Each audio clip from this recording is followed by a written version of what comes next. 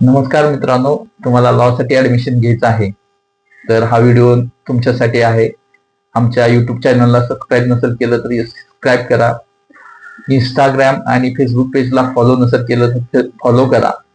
मित्रांनो, MAH LLB CET 2025 registration सुरू झालेलं आहे आणि या प्रोसेसमध्ये तुम्हाला रजिस्ट्रेशनची ऍडमिशन प्रक्रियेमध्ये टोटली आपण हेल्प केली जाईल.